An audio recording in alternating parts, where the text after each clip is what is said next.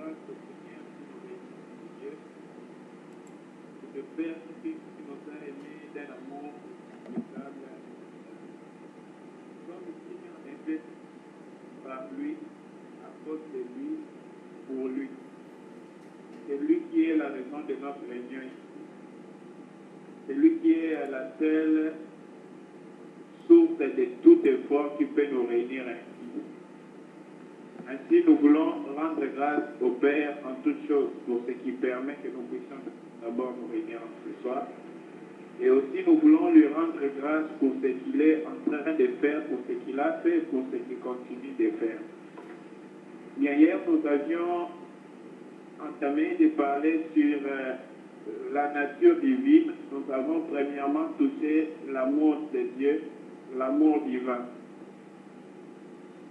On a essayé avec la grâce de Dieu de présenter au maximum que nous pouvons l'amour de Dieu pour l'homme. On a expliqué que l'amour de Dieu n'est pas causé par quelque chose, l'amour de Dieu n'est pas mérité par quelqu'un, ça ne vient ni de l'homme et ça n'est ni induit à l'homme. Ce n'est pas quelque chose que Dieu doit à l'homme, c'est quelque chose qui commence par Dieu et qui finit par Dieu. Et on a expliqué que l'amour de Dieu est lié à tous ses attributs. Dieu est amour dans tout ce qu'il est. Donc la justice de Dieu s'applique dans l'amour de Dieu.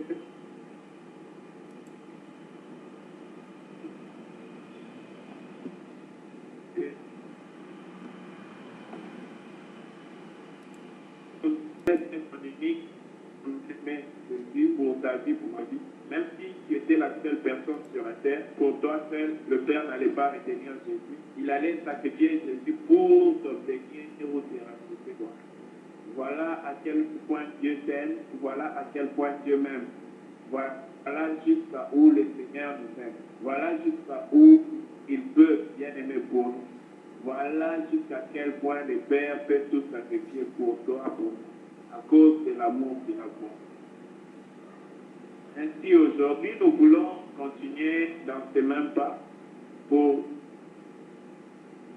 parler encore sur l'amour de Dieu. Nous voulons toucher quelques caractéristiques et puis essayer de mettre un point virgule sur ce sous-thème. Nous voulons encore revenir sur les mêmes sous-thèmes d'hier, sur l'amour de Dieu pour nous. Et on a dit en passant qu'il est très important pour un homme, pour qu'il trouve la paix, de découvrir combien Dieu l'aime. Ensuite, après avoir découvert cela, que l'homme soit fondé et ensuite enraciné dans cet amour. Car bien aimé, la solidité de la vie d'un chrétien,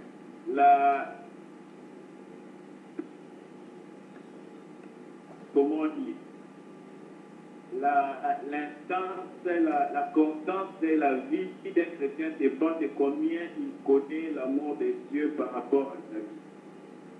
Si nous n'avons pas saisi l'amour de Dieu par rapport à nos vies bien-aimées, la marche de la vie chrétienne sera très courte. Voilà pourquoi l'amour de Dieu ne consiste pas à de l'or, à de l'argent ou à quelque chose qui a été créé. L'amour de Dieu, c'est Jésus-Christ.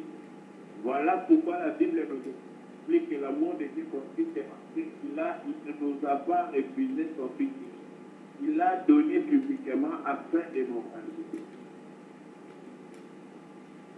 Aujourd'hui, revenant sur ce même amour qu'on a expliqué hier, nous voulons toucher quelques aspects de l'amour de Dieu.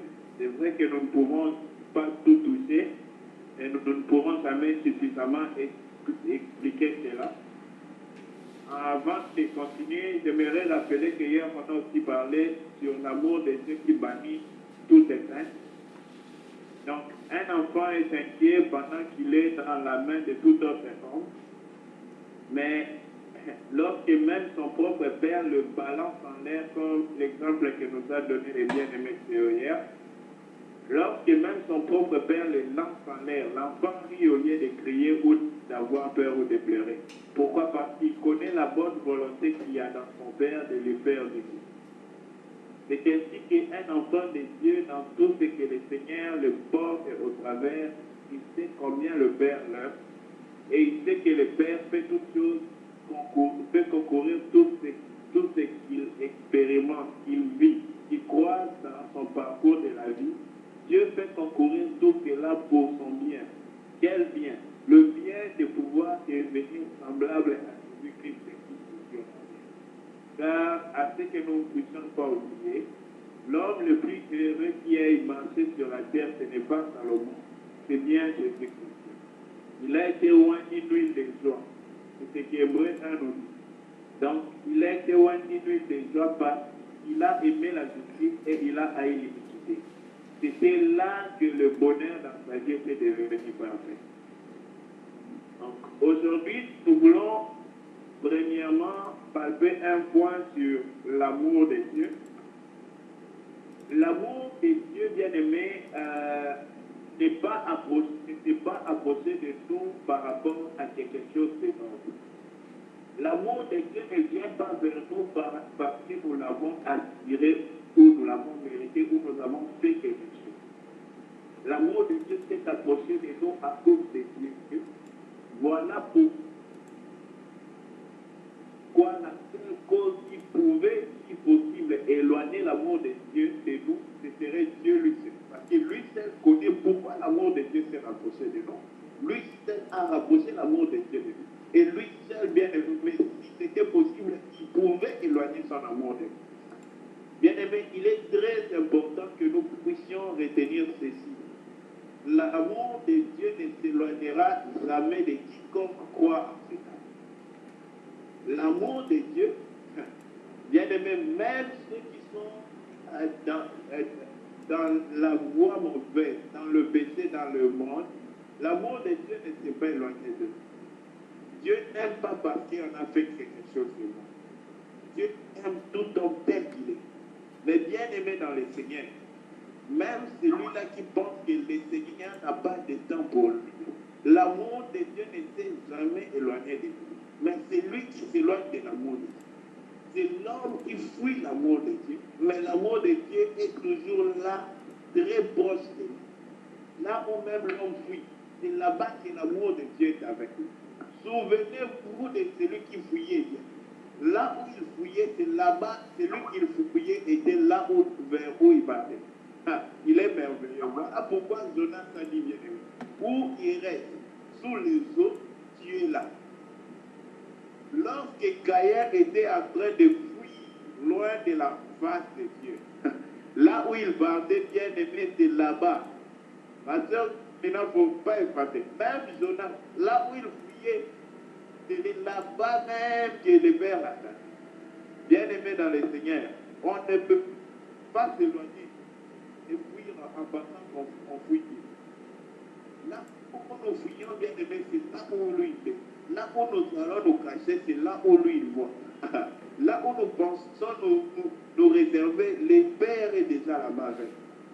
Voilà pourquoi, bien aimé dans le Seigneur, on ne pourra jamais, jamais nous cacher du Père. Le Père est là où même nous ne pensons pas qu'il est. Ainsi donc, connaissant l'amour de Dieu, nous devons nous efforcer à courir vers cet amour. Nous devons nous exercer à aller vers cet amour. Nous devons tendre vers cet amour, au lieu de nous éloigner. Alors, prenons Ésaïe 54, le verset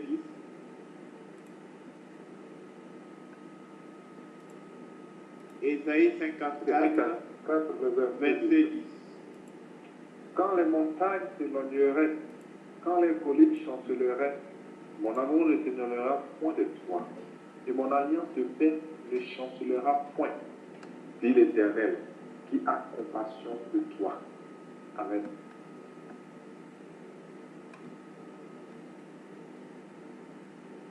Amen.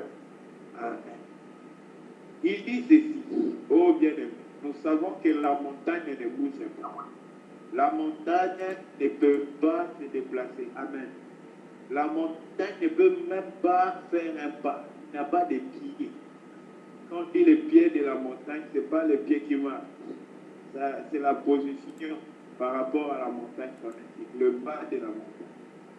Mais ici, on dit, le Père dit, quand les montagnes s'éloigneraient, quand même les montagnes s'éloigner. Si même les colis chancelés, mon amour ne s'éloignera pas de toi, point de toi, jamais de toi, guère de toi. L'amour de Dieu ne pourra jamais s'éloigner de toi ou de moi. Bien aimé, ceci est très important pour faire asseoir notre pensée sur le fait que l'amour de Dieu ne court pas après nous par rapport à nos personnes. L'amour de Dieu est avec nous tel que nous sommes maintenant, tel que nous étions hier, tel que nous serons demain. Mais bien aimé dans le Seigneur, ce n'est pas parce que l'amour de Dieu est ainsi que tout homme jouit de cet amour. Jamais, jamais, comme l'a écrit notre frère Félin, cet amour ne pourrait s'éloigner de nous. Jamais. Parce que c'est lui qui a engendré cet amour. C'est lui qui a manifesté l'amour pour toi, bien-aimé. Il est éternel, il est infini, et puis il n'a pas de fin. Il ne peut pas, il ne se répand pas de ses œuvres. Il ne fait pas quelque chose après il regrette. Oh, donc le fait qu'il t'a aimé, son amour pour ta vie, il ne peut pas withdraw cela comme on dit en anglais, retirer. Il ne peut pas arracher. L'amour de Dieu pour ta vie, l'éternel ne peut pas se repentir de son amour, retirer son amour. Si l'éternel pouvait il est amour. Comment pourrait-il retirer l'amour? Oh bien-aimé. Il y a une seule raison qui pouvait expliquer même pourquoi est-ce que nous savons que tout ce que le diable a aujourd'hui comme puissance, c'est Dieu qui l'a créé. C'est Dieu qui a fait toute la puissance, qui a toute la puissance et qui est la source de toute puissance. Aucune créature n'a existé éternellement avec toute la puissance. C'est Dieu qui a donné. Mais réalisez que l'amour et la bonté de Dieu a permis que même le malin, malgré qu'il s'est rebellé contre l'Éternel, le Tout-Puissant, le seul roi qui puisse exister, le Père ne lui a pas arraché tout ce qu'il lui avait donné. Dans Romains, on nous dit que les dons de Dieu sont irrévocables. Au bien-aimé, c'est pour nous dire que l'amour de Dieu ne peut pas être retiré de nous. Mais le problème n'est pas que cela devienne un favoritisme, mais quelle est notre position par rapport à cet amour? Quelle est ta direction par rapport à cet amour? Où en es-tu par rapport à l'amour de Dieu? Où suis-je moi maintenant là par rapport à l'amour de Dieu? Bien-aimé dans le Seigneur, même quand tu passes des moments les plus difficiles, les plus confus, où tu te demandes, mais qu'est-ce qui se passe? Comment ça vient d'où? Sache qu'en ce moment-là même brise. L'amour de Dieu est en train de veiller totalement sur toi. Il n'y a aucun détail qui lui a échappé. Le Père est totalement au contrôle de chaque détail. Je ne dis pas en gros, mais les détails de tout ce que tu traverses dans ces moments. Le minimum détail, des petits tronçons de réalité que tu fais face. Le Père est là, il voit que son amour bien-aimé continue à veiller à 100% à tout ce qui concerne. Bien-aimé, le problème, ce n'est pas avec Dieu. Dieu n'est pas dans un problème, il n'est pas dans une difficulté. Mais le problème, c'est moi. Le problème, c'est toi. Où sommes-nous par rapport à cet amour? Dans quelle direction coulent nos cœurs par rapport à cet amour? Quelle est notre réaction par rapport à cet amour? Prenons un peu l'exemple, frère. À Kinshasa, le jeune garçon, lorsqu'il va aimer une fille, et la fille lui dit non, la fille fait des caprices, les gars se retournent directement et commencent à dire non, c'est même pas une jolie fille. Ah, je n'avais même pas d'air.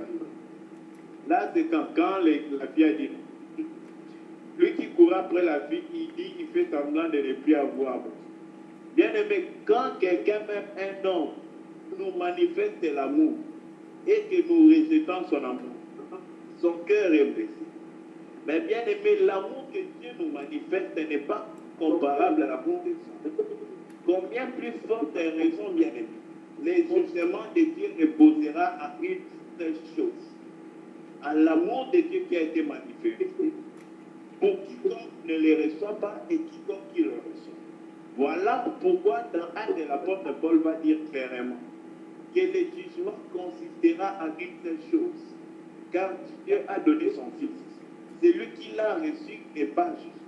Celui qui ne l'a pas reçu est jugé déjà par qui n'a pas reçu. Bien aimé, c'est ta position par rapport à l'amour manifesté de Dieu qui va décider si tu seras sauvé ou pas. Si la sœur Julie peut essayer de muter son micro, merci. Donc, bien aimé dans le Seigneur, ce qui est essentiel pour nous, c'est de pouvoir nous positionner par rapport à l'amour que Dieu a déjà manifesté.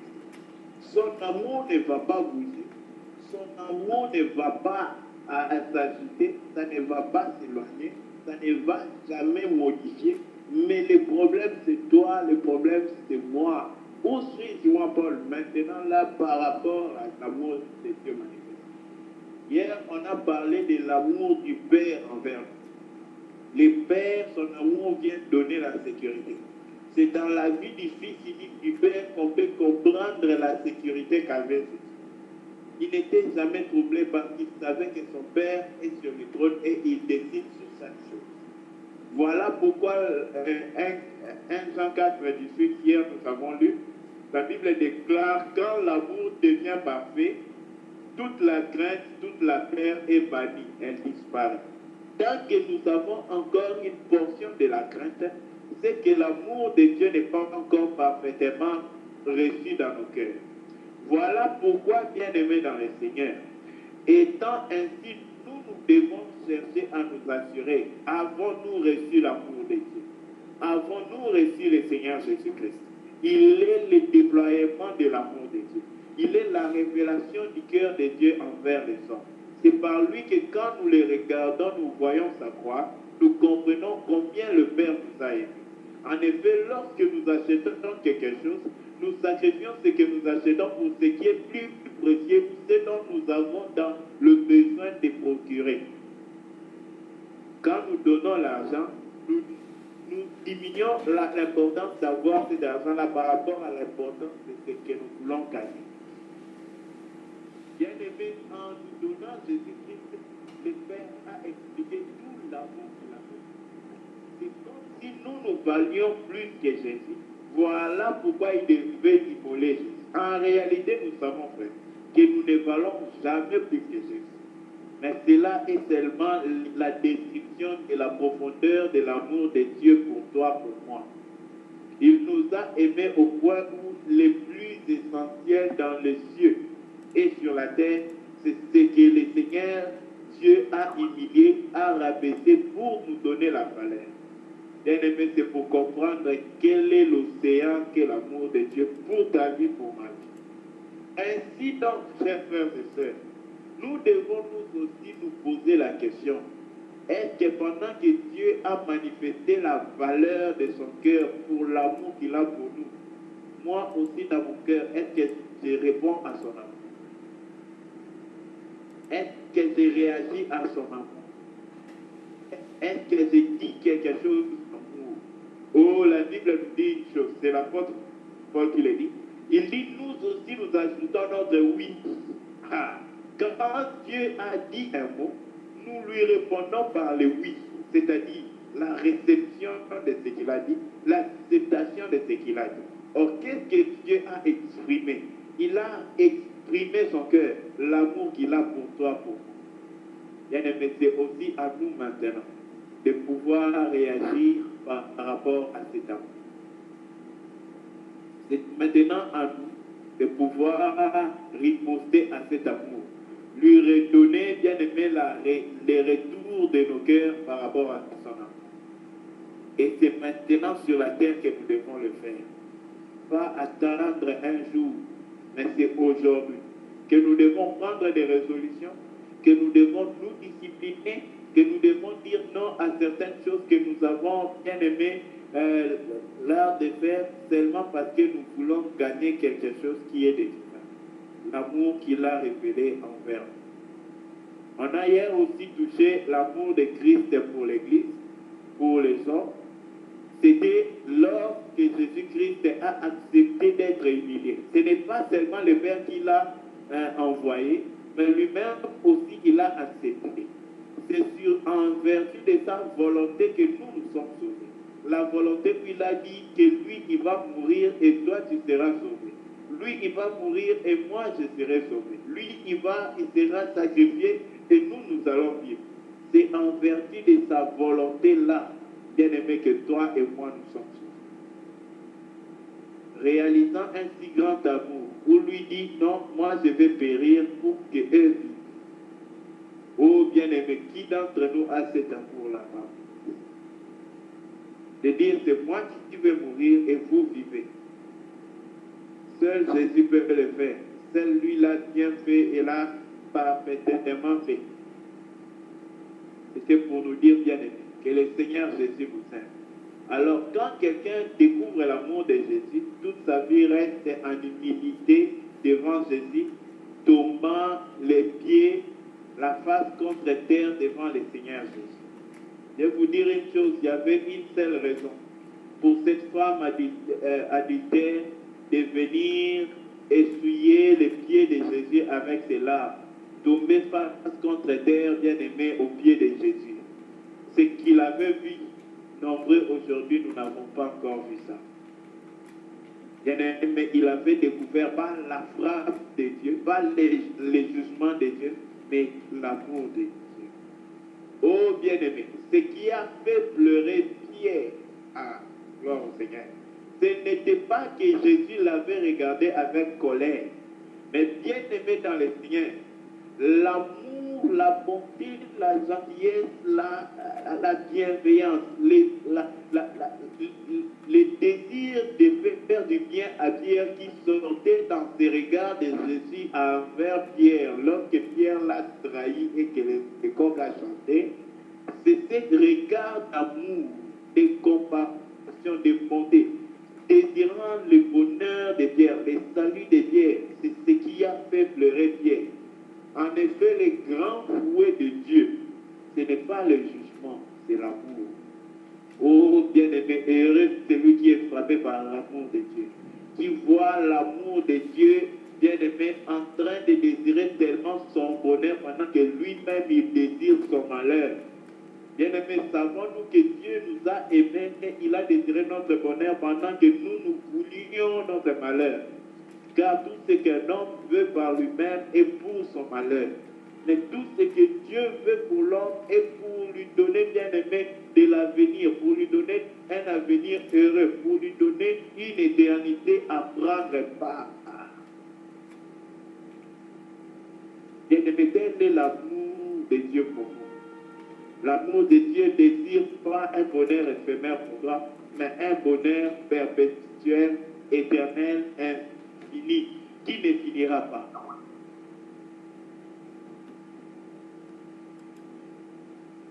Lorsque même les montagnes s'éloigneraient, lorsque, s'il faut ajouter encore un mot, même si les pieds devenaient la terre et qu'on marchait la tête dans le vide, les pieds accrochés en haut, bien aimé, l'amour de Dieu ne va jamais s'éloigner de toi.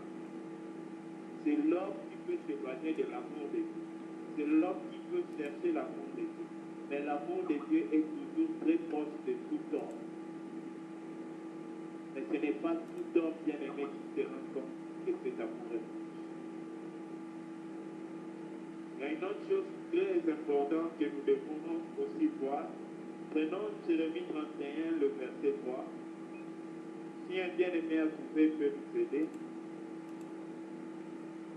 Jérémie 31, verset 3. De loin l'Éternel se montre à moi. Je t'aime d'un amour éternel. C'est pourquoi je te confère ma bonté. Amen.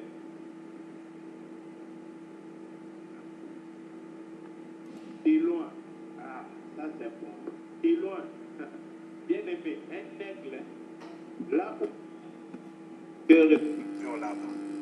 Même de très loin, quand il regarde seulement un danger pour ses enfants bien-aimés, l'aigle se déploie et tombe là. Il dit, je t'ai aimé d'un amour éternel. Essayons d'y arriver, frère. Quand il dit, je t'ai aimé d'un amour éternel, Dieu ne t'a pas aimé maintenant que tu as reçu le Seigneur Jésus. Dieu ne t'a pas aimé lorsque tu étais né. Ah. Dieu ne t'a pas aimé le jour où tu as commencé à prier. Dieu ne t'a pas aimé quand le monde a été créé, mais Dieu t'a aimé dans l'éternité avant que, bien aimé, les secs apparaissent, avant qu'un animal ne soit formé sur la terre. Dieu ne t'a pas aimé ou il ne t'aimera pas quand tout sera passé. Mais avant que rien ne soit créé, après que tout soit passé, l'amour de Dieu pour toi demeure. Oh bien-aimé, l'infinité de cet amour. Quel est cet océan sans rival? L'amour de Dieu est infini pour ta vie. L'amour de Dieu n'a pas, bien-aimé, quelque chose qui puisse indiquer sa limite. Il dit, de loin l'Éternel lui parle. Il lui dit, je t'aime d'un amour éternel. Oh bien-aimé, ce mot éternel attaché à l'amour vient pour ouvrir nos yeux.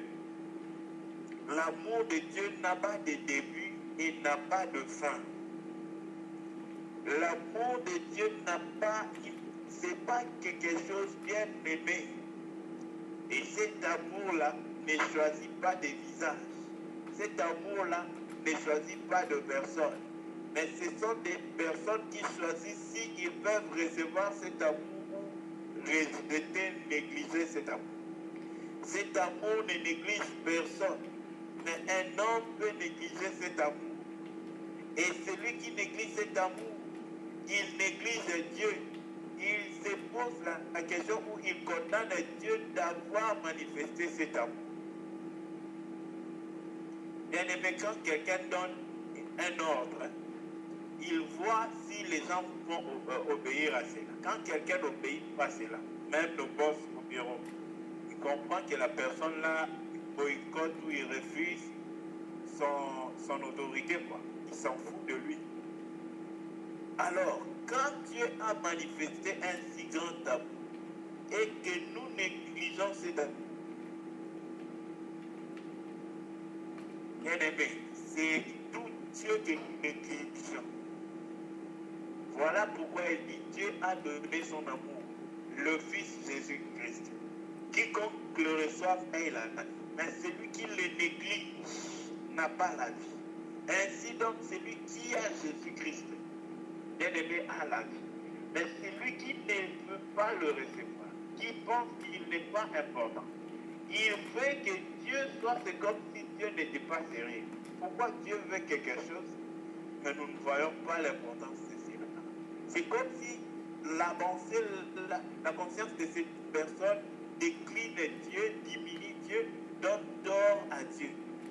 Bien aimé, parmi les choses que nous devons avoir peur de faire dans la vie, c'est de chercher à instruire Dieu, de donner tort à Dieu, ou de voir, c'est comme si Dieu n'a pas bien fait. Moi, si c'était moi, j'allais mieux faire.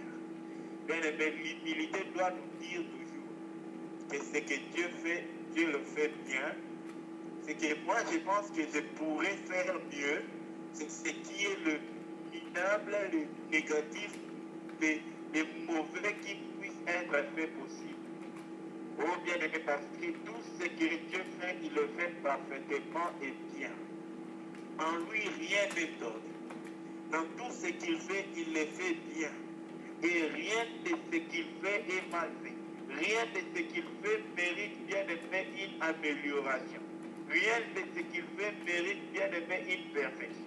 Parce que l'Éternel qui le fait parfaitement. L'humanité, la création que nous voyons a été parfaitement créée de Dieu. Mais c'est la créature elle-même, par sa convoitise, par ses envies, qui a ruiné ce que Dieu a fait parfaitement au point où Dieu bien-aimé était sur le point de se repentir de l'homme. Pas à cause de Dieu, pas parce que Dieu avait mal fait l'homme, mais parce que l'homme est mauvais envers Dieu. Quand Dieu a tout créé, il a dit que cela était bon. Quand Dieu t'a créé toi, quand Dieu m'a créé moi, il a dit que tout était bon. Mais d'où vient tout le mal qu'on voit sur la terre? Est-ce de Dieu que peut venir le mal? Dieu ne fait aucun mal, en lui aucune iniquité. Mais bien aimé, c'est l'ordre. Voilà pourquoi, frères et sœurs, quelle est ta position? Quelle est ma position par rapport à l'amour de Dieu? Ce qui pouvait être connu de Dieu a été connu. Avant d'avancer, j'aimerais comprendre ces versets. Ça ne parle pas exactement de l'amour de Dieu, mais la pensée qui est là est très capitale pour nous.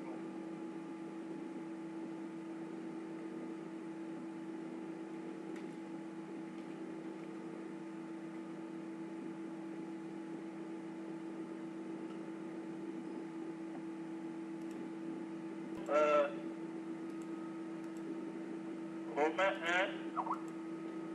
le verset, commençons à partir du verset 19 au verset 21. Romains 1, 19 à 21. Romains 1, 19 à 21. La chose a été bien aimée au peuple de La chose a été si connue de tous les habitants de Jérusalem que ce chant a été appelé dans leur langue Hakel-Dama, c'est-à-dire chant du sang. Or, il est écrit dans le livre de Psaumes. Attention, vous êtes dans Acte. Oh, sorry. Ok. Lisons Romains 1, 19 à 21. Car ce qu'on peut connaître de Dieu est manifeste pour eux, Dieu le leur ayant fait connaître. En effet, les perfections invisibles de Dieu, sa puissance éternelle et sa divinité, se voient comme à l'œil depuis la création du monde. Quand on les considère dans ses ouvrages, ils sont donc inexcusables. Puisque, ayant connu Dieu, ils ne l'ont point glorifié comme Dieu et ne lui ont point rendu grâce, mais ils se sont égarés dans leurs pensées, et leur cœur sans intelligence a été plongé dans les ténèbres. Amen.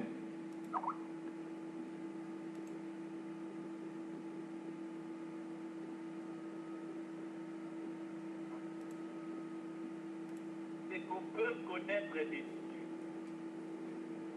C'est que l'on peut connaître des dieux. C'est que l'on peut connaître des dieux. S'il y a quelque chose de Dieu qu'on peut connaître, tout ce qui est des dieux que nous connaissons a été révélé devant nos dieux frères, a été révélé à nous tous, ont été clairement révélés. Il dit, car ce qu'on peut connaître des dieux est manifeste pour eux. Aujourd'hui, pas pour eux, mais pour moi et toi.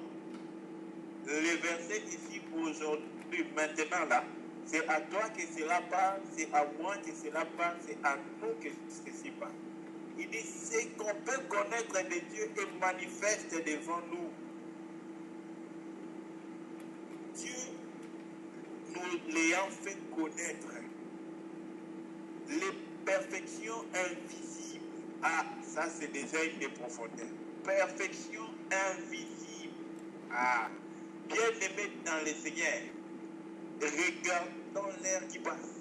Lorsque le vent souffle, qui est celui qui pousse le vent?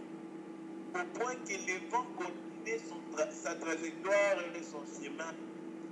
Bien aimé dans le Seigneur, sur quoi est assis le soleil pour que le soleil ne tombe pas sur la terre?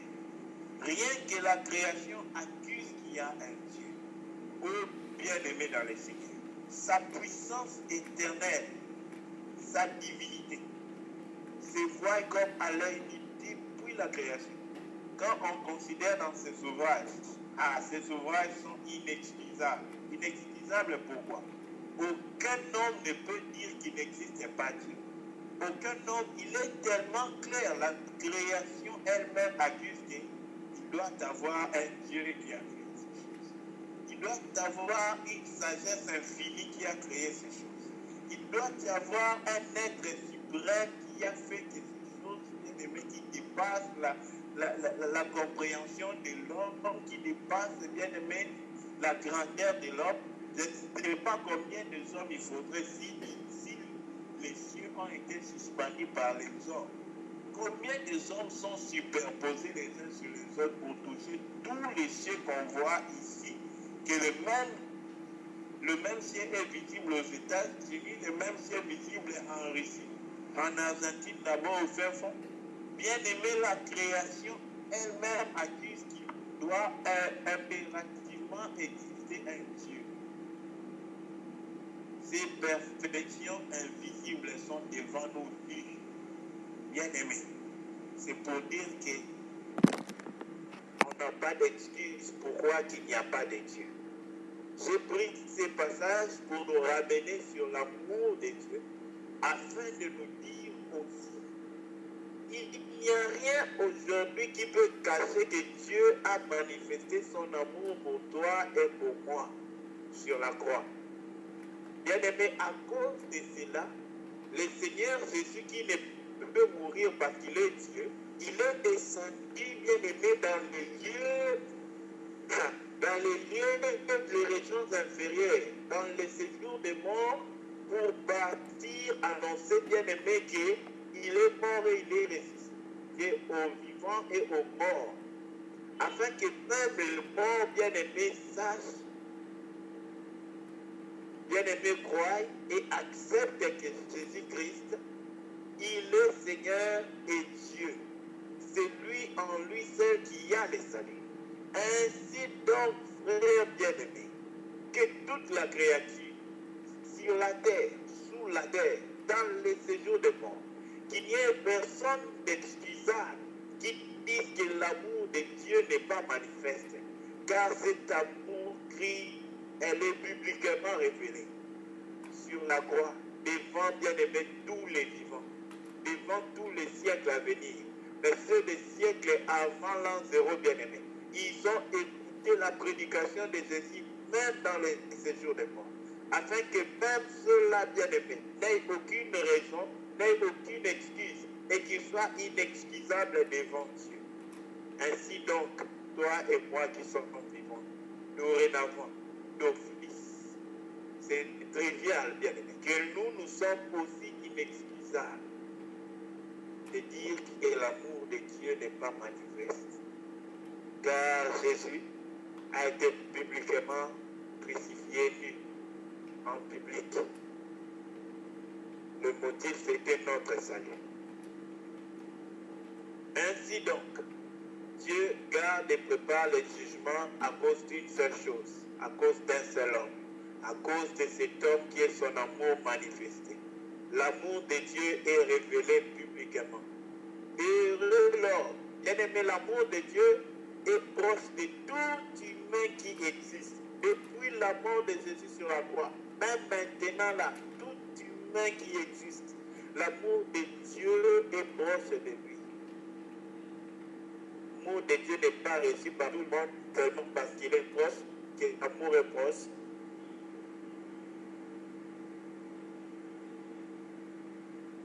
L'amour est tellement gentil, cet amour est tellement doux qu'il frappe seulement à la porte. C'est alors de le recevoir, de lui ouvrir le cœur et de lui supplier d'entrer. Pas de l'ordonner d'entrer. On n'ordonne pas à un Seigneur d'entrer. On prie à un Seigneur, je t'en prie d'entrer.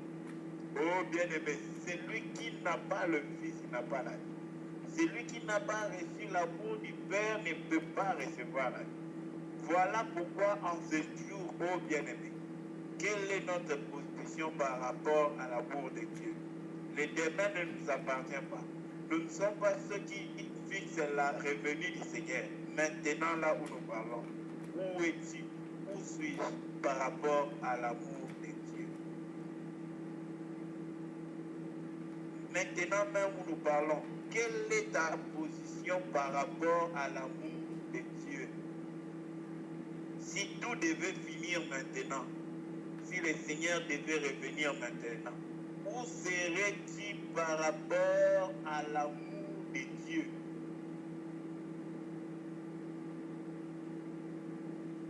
Le jugement de Dieu ne consistera pas en beaucoup de choses. Ça consistera qu'en une seule personne. Le jugement de Dieu, c'est lié à un seul homme. C'est ça le mystère du jugement bien-aimé. Le jugement est l'application de Jésus. C'est la conclusion par rapport à Jésus. C'est la position par rapport à Jésus. Et c'est l'acceptation de Jésus ou le refus de Jésus. C'est là le jugement. Voilà pourquoi, frère, faisons très attention. Cet homme, Jésus, n'est pas qu'un homme. Il est un mystère de Dieu. Il est Dieu. Il est la révélation de Dieu. Il est la plénitude de Dieu. Il est tout Dieu. Il est la totalité de Dieu. Ah, il est merveilleux cet homme. Voilà pourquoi, frère bien-aimé dans le Seigneur, disposons notre position par rapport à l'amour. Car l'amour a crié publiquement sa manifestation.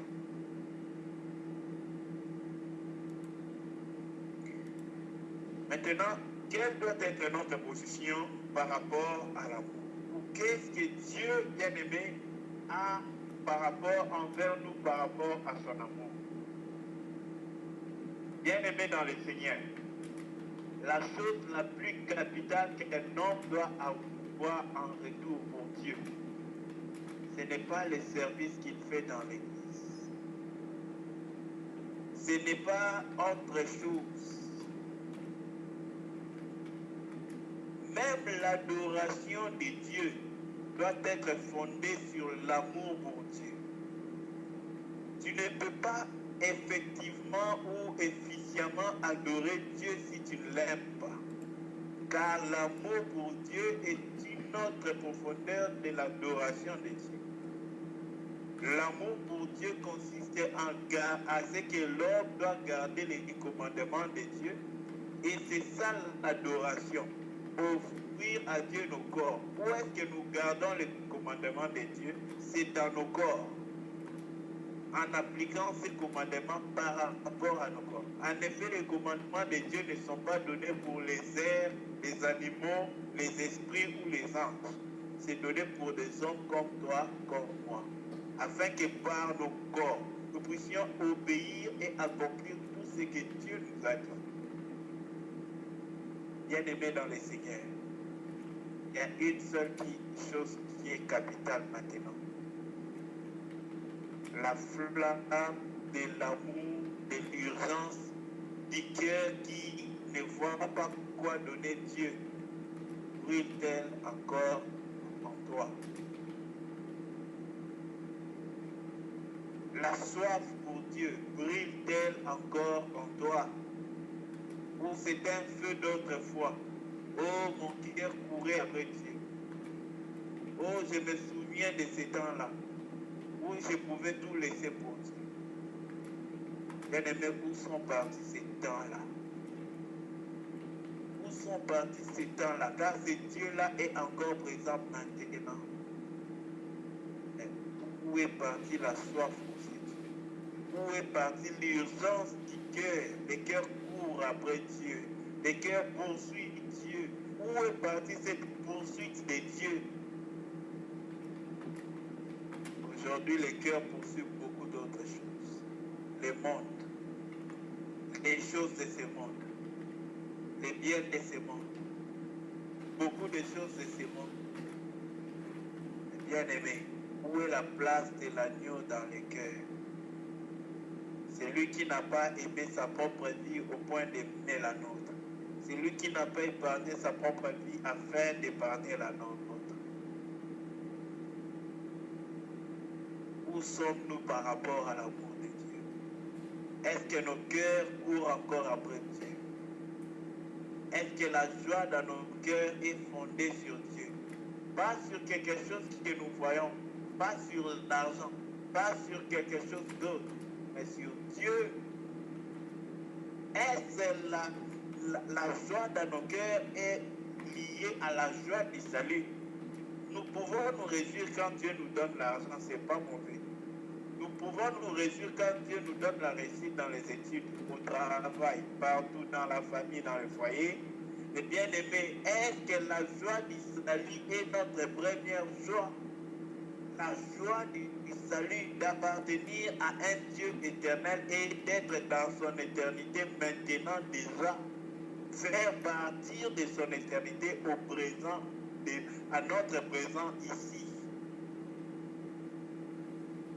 La joie du salut, bien aimé, c'est dans l'amour pour Dieu qu'on trouve la joie du salut. C'est là où, bien aimé, toutes nos pertes ne sont qu'une nombre. Tout ce qu'un homme peut perdre sur la terre pour Dieu, même si c'est sa vie, ce n'est qu'une nombre, bien aimé, comparé à ce que Dieu, ce jour-là, a donné, a livré, a sacrifié sur la croix. Bien aimé, quelqu'un qui a vu la croix de Jésus-Christ, qui doit avoir peur des péchés, peur de blesser les cœurs. Quelqu'un qui a vu la croix de Jésus-Christ, bien aimé dans le Seigneur, il ne peut pas facilement voir un sacrifice qu'il a fait pour l'œuvre de Dieu, ou pour les Seigneurs. Car, bien aimé, tout ce qu'il fait, ça sera les 1 millionième de ce que Jésus a fait sur la croix. Et il fera, il donnerait même toute sa vie. C'est pour essayer de dire un merci pratique au Seigneur Jésus. Est-ce que ta vie est une action de grâce pour Dieu? Pour lui dire merci pour le prix que tu as payé, que rien ne peut être égalé. Le prix d'Isaïe des hommes. Ah, j'aime quand Isaïe explique ces choses. Il dit, ils sont vendus au péché. Leur rachat coûte beaucoup cher. Bien aimé, le rachat d'un homme est un grand prix. Le rachat d'un homme, bien aimé, c'est un grand prix. En un terme un peu habituel, si on pouvait le dire, la valeur que Dieu semblait donner à l'homme qu'il est venu racheter par la vie de son fils, c'était comme pour dire que nous étions précieux au prix de la vie de Jésus-Christ pour Dieu. Voilà pourquoi il a sacrifié cette vie-là pour nous avoir. Oh bien-aimés, il est très grand matin pour nous de nous lever et de vivre une vie action de grâce pour l'œuvre de la croix. Il n'est jamais tard et il n'est jamais tôt, car nous avons vécu des années déjà sur la terre. Mais il est temps, bien aimé, de pouvoir vivre maintenant à cause de l'amour qu'il a manifesté. Ainsi donc, bien aimé, si nous devons parler, nous devons nous rassurer que nous avons parlé parce qu'il nous a aimés. Si nous pouvons agir, faire quelque chose, nous devons le faire parce qu'il nous a aimés. Ainsi que notre vie soit une conséquence de son amour pour nous. C'est à cela que nous devons bien aimer nous fixer comme un target, comme un objectif. Est-ce que je vis à cause de l'amour de Dieu? Est-ce que je vis en conséquence de l'amour de Dieu? Est-ce que ma vie est une conséquence de l'amour de Dieu? Que le Seigneur nous bénisse. Merci.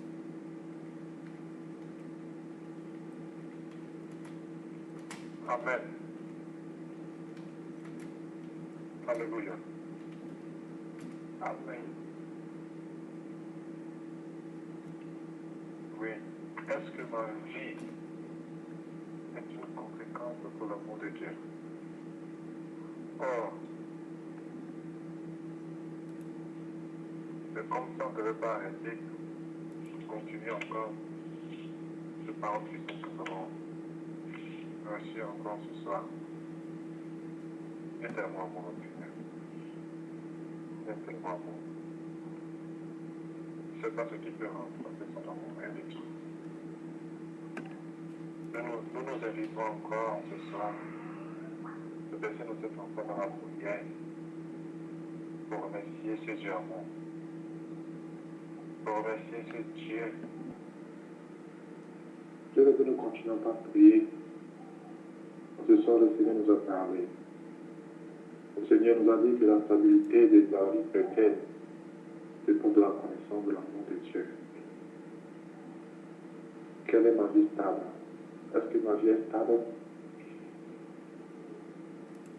Je ne sais pas pour vous, mais vraiment, je ne suis pas stable. La parole de Dieu a dit que ma stabilité de ma vie chrétienne dépend de la façon dont je connais le Seigneur. Plus je connais le Seigneur, plus je suis stable. Frères et sœurs, élevons nos voix encore ce soir.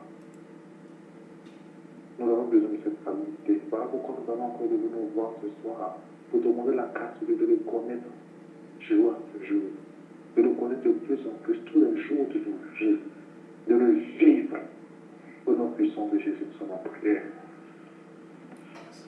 Ô Éternel Dieu puissant, ma vie dépend de ta connaissance de Jésus.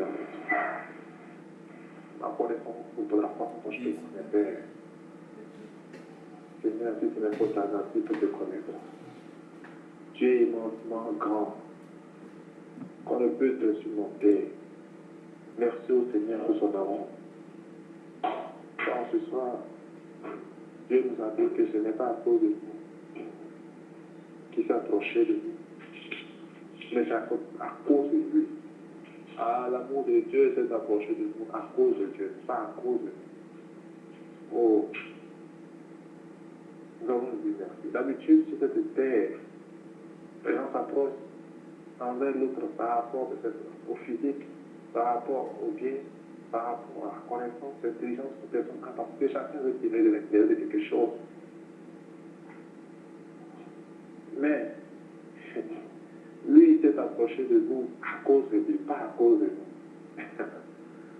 Oh, que l'amour de Dieu est mystérieux et grand. Élevons nos voix ce soir pour lui merci. Qu'avons-nous pour attirer Dieu? Disons-lui merci pour cet amour tellement grand. Souvent que l'on en puissance de Jésus. Nous voyons ce soir. Nous allons prier avec le frère Thierry. La parole de Dieu nous a dit encore ce soir que l'amour de Dieu ne s'éloigne et ne s'éloignera jamais de nous. Mais c'est plutôt nous qui fuyons l'amour de Dieu. C'est plutôt l'homme qui fuit l'amour de Dieu. Nous allons prier avec le frère Thierry. Demandons la grâce et que nous ne puissions point fuir de lui, nous ne puissions point aller loin de l'amour de Dieu. Quand chaque circonstance de nous rapproche de lui, de lui et de lui seul. Nous prions avec le frère Thierry dans le nom puissant de Jésus. Éternel, notre Père, Seigneur, nous venons auprès de toi ce soir. Tu es bon et tu es merveilleux. Et généralement, c'est parce que notre cœur est mauvais que lorsque quelquefois nous faisons du mal, nous projetons le mal qui est en nous, dans ton cœur, en fuyant loin de ton amour. Oh, si Adam, lorsqu'il avait mangé le fruit, pouvait courir vers toi, ne pas se cacher derrière les arbres, certainement les choses pouvaient être autrement. Seigneur, tu as dit que ces choses sont écrites, Seigneur, pour notre instruction.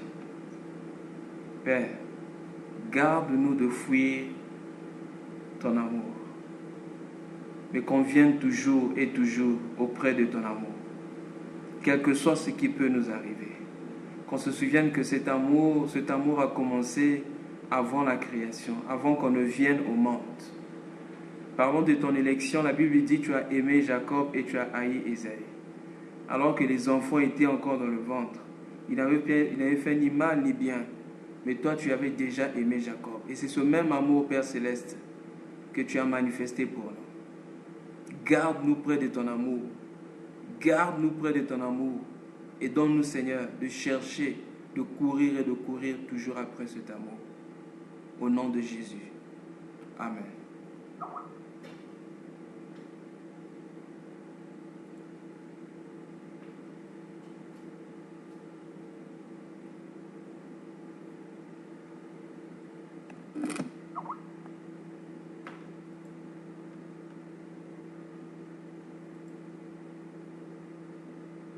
encore ce soir, pour cette question, vous revenez. Quelle est notre position et notre direction par rapport à son amour à Dieu, par rapport à l'amour de Dieu? Amen. Voilà pourquoi nous allons prier avec le frère Jérémie.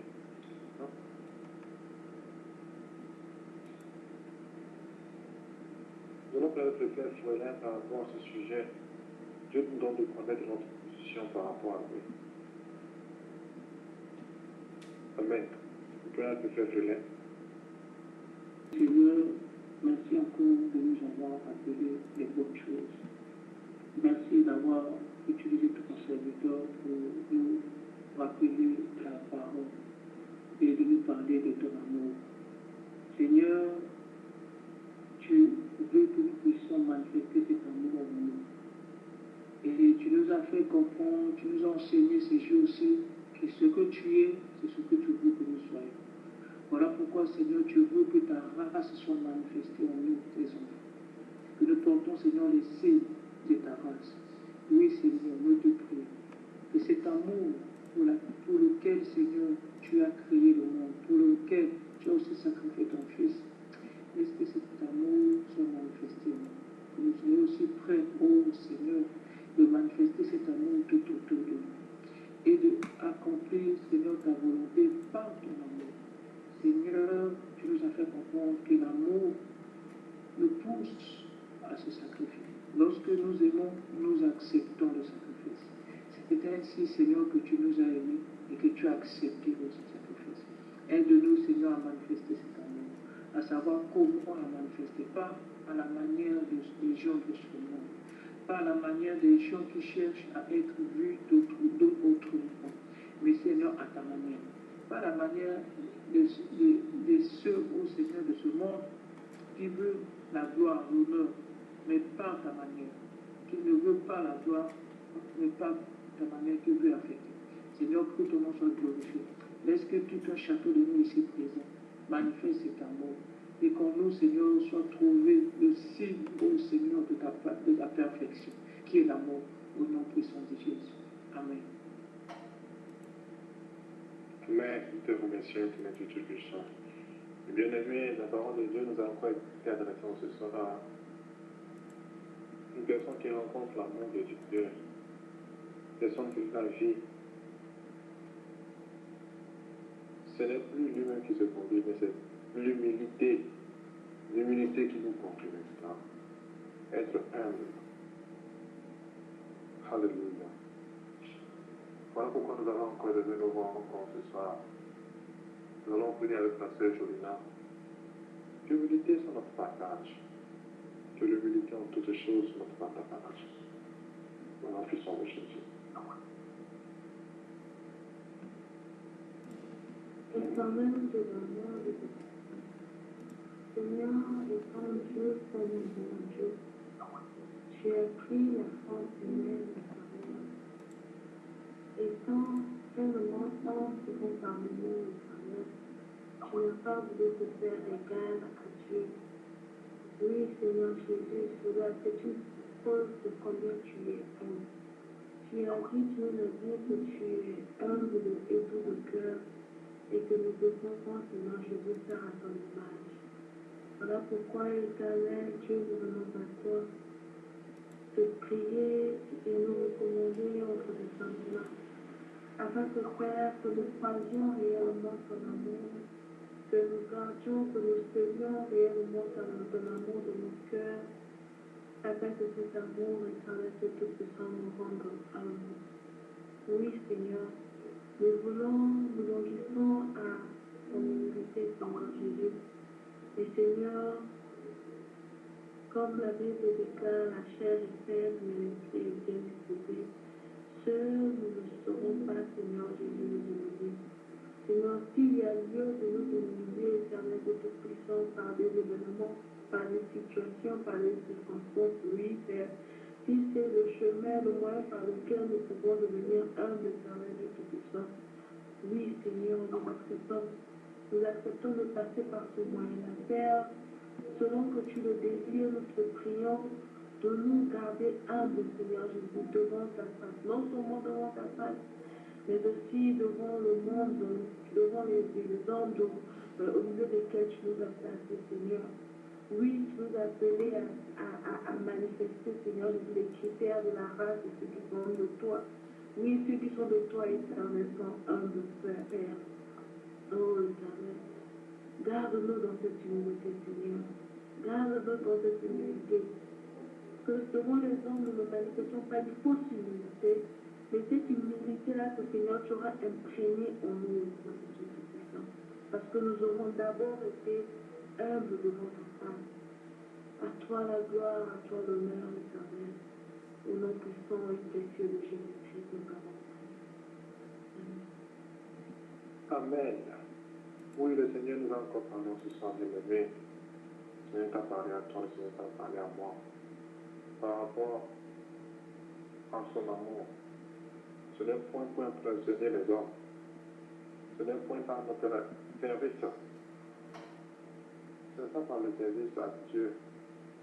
Est-ce que nous servons Dieu pour montrer aux hommes que nous servons Dieu? On dit, ah, il a une grande utilité de Dieu, il sait comment Dieu. Non. Mais Dieu nous a parlé en ce soir pour vous dire que toutes choses ont commencé par lui. Tout doit être fondé sur lui, par lui. La pierre angulaire, l'architecte, le constructeur, la pièce motrice de toutes choses. De notre adoration. C'est par lui et pour lui. Voilà pourquoi nous allons encore le voir ce soir. D'abord demander pardon.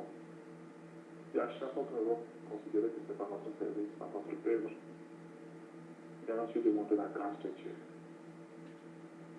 Que l'Esprit de Dieu soit le commencement, l'auteur, la fondation de toutes choses. Et celui-là qui est au milieu de toutes choses. Nous sommes en plus en puissance de Jésus. Père, bien-aimés filles, mes frères et sœurs, monsieur de prière, merci de l'apporter pour que nous sommes nous prions. Merci de nous bénir avec un ajout par rapport à la parole de ce soir. Please, posez vos questions. Shalom, bien-aimé. Shalom. Oui, shalom. J'ai quelque chose que je voulais ajouter un peu. Bon, pas beaucoup ajouter, mais éclaircir selon ce que le frère Paul nous a enseigné ce soir concernant l'amour de Dieu. Et maintenant, nous remarquerons que durant tous ces moments que nous sommes en train de passer en présence de Dieu, Dieu est en train de nous parler et insister sur certains points que parfois nous retrouvons encore aussi dans différentes édifications de nos frères. Et on a constaté qu'il y a des mots qui se répètent, pas parce que ça doit se répéter pour nous, comment on appelle ça, pas parce que ça doit se répéter, mais c'est parce que c'est tellement important et que le Seigneur permet qu'à chaque fois que nous parlons de quelque chose, que ces mots-là se retrouvent encore dans les prédications. Nous parlons beaucoup plus de l'amour. On nous a parlé de l'amour. Nous parlons de la nature d'un enfant de Dieu. On nous a parlé de la nature. C'est les signes caractéristiques d'un enfant de Dieu. Alors, dans ces points-là, j'ai souligné ce que le frère Paul est en train de développer ces jours aussi concernant l'amour de Dieu. Et selon le thème qui nous a été donné jusqu'aujourd'hui, la maison paternelle, il y a une chose que nous devons comprendre. Un enfant ne peut aller manifester l'image de ce qu'il reçoit dans sa maison, ailleurs. Si dans la maison, l'enfant reçoit l'éducation, cette éducation-là est capable de démontrer ou bien de faire détecter cet enfant-là et la nature de cet enfant. et bien que lorsque l'enfant va aller dehors, facilement on peut savoir dans la maison de cet enfant ou bien dans le foyer où vit cet enfant, il vit quelque chose par rapport à ce que lui, il émet comme ce qu'il a comme image. Effectivement, pour nous également, nous vivons dans une maison où l'amour règne. On ne peut que donner ce que nous recevons. Nous vivons dans une maison où l'amour règne. Notre Père est un Dieu d'amour. Du coup, nous sommes premièrement affectés par cet amour et nous affectons aussi les autres qui ne connaissent pas cet amour. Voilà l'enfant, la nature d'un enfant qui vit dans la maison paternelle. Le frère Paul ici nous a parlé de l'amour de Dieu. Pourquoi il nous a parlé de l'amour de Dieu? C'est pour nous faire comprendre que, étant donné que Dieu est amour, il ne peut qu'avoir les enfants qui sont aussi amour. Et nous qui avons pour faire amour, nous devons également manifester cet amour-là pour prouver aux hommes ou bien aux gens que nous faisons partie réellement de cette maison paternelle. Le Seigneur nous dit dans la Bible qu'on reconnaîtra si vous êtes mes disciples par l'amour que vous manifestez tout autour de vous. Mais l'amour de Dieu est tellement immense, comme a dit le frère Paul, on ne peut pas toucher tous les points. On ne parlera qu'en partie. Il y a une chose que j'ai appris concernant l'amour de Dieu, elle est au-dessus de toutes choses. Et la Bible dit ceci, même lorsqu'on aura la foi pour déplacer les montagnes, si nous n'aimons pas, si nous n'avons pas l'amour, nous sommes rien. Ça veut dire quoi? Que l'amour est au-dessus de tout. Raison pour laquelle la Bible dit que l'amour est le début de toutes choses. Au commencement, Dieu a tant aimé le monde qu'il a donné son Fils. Donc, au commencement d'abord, on parle de l'amour. Au commencement, l'amour. Et après, l'amour a permis certaines choses. Après, l'amour a affecté l'humanité. Après, l'amour a créé le sacrifice. Après, l'amour a créé la justice. Après, l'amour a créé la grâce. Donc, l'amour est le début de toutes choses. Si nous remarquons, nous avions été bénis ici dans le groupe concernant le message sur le brisement. On nous a parlé sur les plaintes que pour monter ces plaintes-là, il fallait d'abord avoir l'amour. On nous a parlé sur tenir notre cœur plus que toute autre chose. On nous a parlé de tenir notre langue en brille. Tous ces passages et tous ces thèmes-là sont centrés au milieu de l'amour. Bien aimé. Si nous croyons que cet amour-là que Dieu a manifesté au tout début pour affecter le reste des choses est aussi capable de nous affecter. Et nous aussi, nous sommes capables d'affecter le monde par cet amour-là. Bien aimé, c'est par là que nous verrons certaines choses pour lesquelles certaines choses qui sont difficiles pour nous d'accomplir se deviendront faciles. Pourquoi? Parce qu'on ne voit pas la chose que nous devons accomplir, mais on voit d'abord l'amour que nous devons manifester. Aujourd'hui, demander pardon à ton ennemi, lorsque tu penses à ton ennemi, lorsque tu penses à ce qu'il t'a fait, il est difficile pour toi de demander pardon. Même si tu fais semblant de demander pardon, mais aussi longtemps que ces choses-là vont demeurer dans ta pensée, c'est comme si tu n'as pas demandé totalement pardon à tout. Mais lorsque tu penseras à l'amour que tu as, ou à l'amour qui est capable d'affecter quelqu'un, pas parce que la personne est mauvaise, mais parce que ton amour, l'amour que tu vas manifester pour cette personne est capable de l'affecter, bien aimé, on n'hésitera pas à aimer, on n'hésitera pas à manifester cet amour. Le bien-aimé Paul, le bien-aimé Théo, nous a fait encore comprendre que nous devons aimer Dieu d'abord. Pas parce qu'il nous a promis quelque chose, pas parce qu'il est capable de nous protéger contre les attaques, mais parce que nous méritons l'amour qu'il a manifesté en nous. Et nous devons aussi vivre selon l'amour de Dieu. C'est-à-dire que nous devons, en tant qu'enfants, manifester l'amour. C'est-à-dire, en retour de ce que lui nous fait, nous devons vivre cet amour-là. C'est-à-dire, lorsque Dieu nous demande de faire quoi que ce soit, par son amour, nous sommes prêts à accepter. Donc, nous devons nous attacher à Dieu, pas pour sa bénédiction, mais par amour. Nous devons craindre Dieu, pas parce qu'il est capable de nous frapper, mais par son amour. Voilà pourquoi l'amour est très important.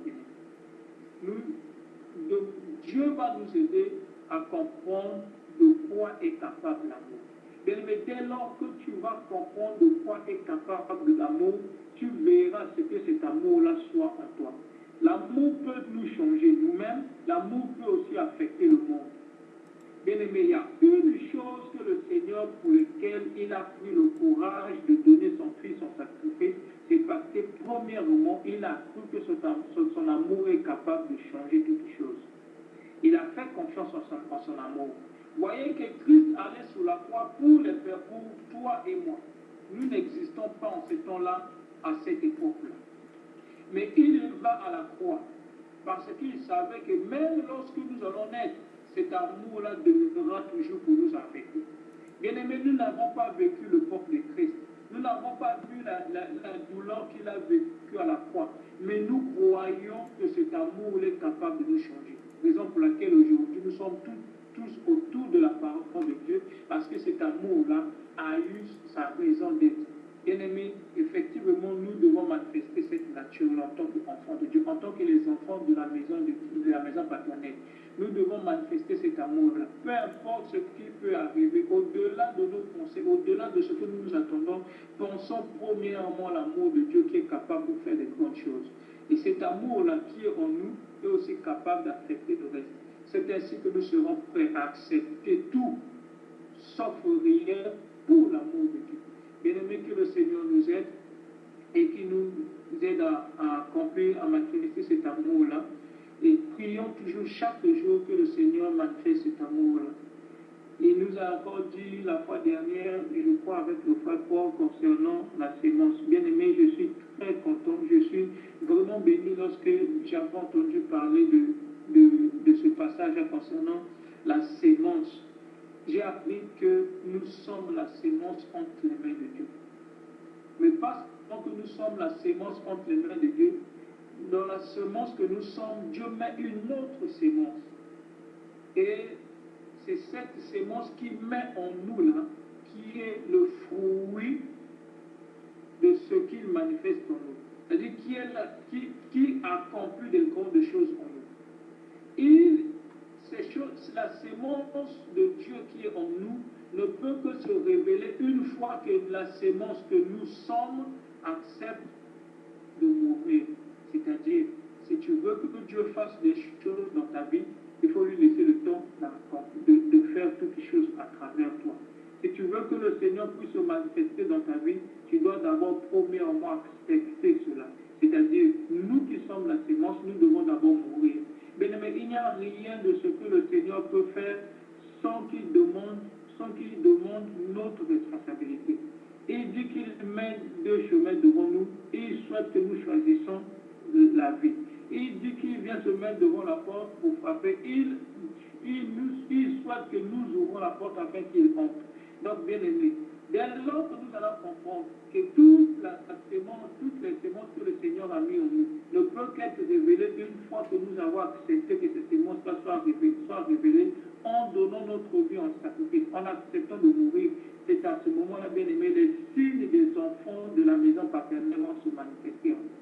Dès lors que nous allons accepter que ces signes-là se manifestent en nous, c'est-à-dire en mourant, en laissant que nous mourons avec Christ, afin que les signes, afin que la sémence qui est en nous puisse germer, c'est à ce moment-là, bien aimé, que nous allons accomplir la volonté de Dieu. Donc, les enfants de la maison paternelle doivent comprendre qu'ils doivent passer par la mort afin que la race de Dieu soit manifestée en nous, afin que tout ce que le Seigneur a mis en nous puisse se manifester. Que le Seigneur soit béni. Il y a tellement de choses à dire. Faute de temps, on continuera peut-être prochainement. Amen. Amen.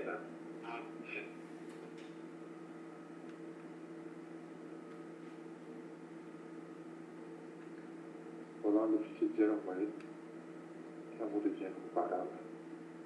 pouvez commencer par télécharger. C'est gratuit, nous vous rappelons que c'est gratuit. S'il vous plaît, quelqu'un ajoute.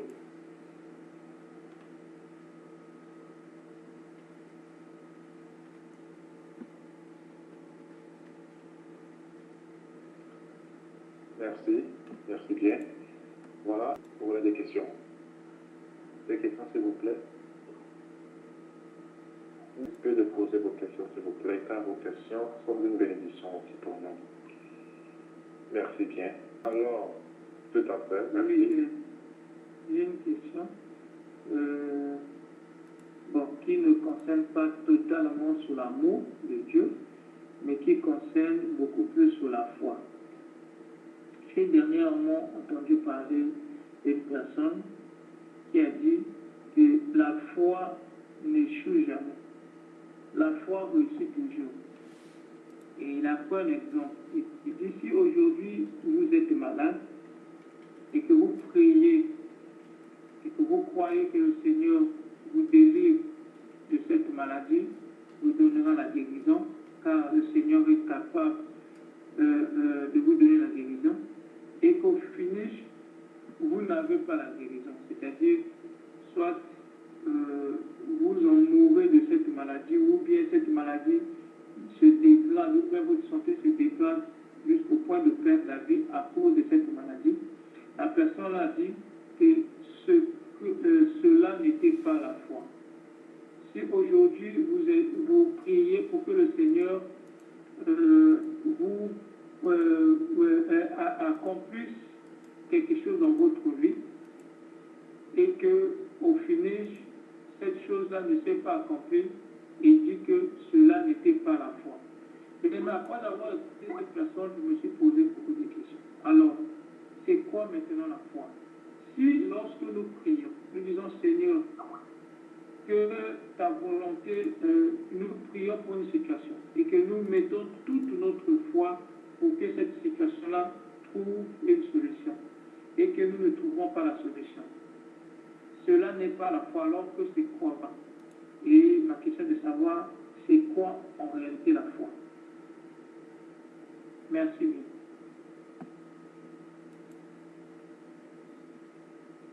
Alors, je rends grâce au Seigneur pour la question de notre frère Félin. C'est quelque chose de très important.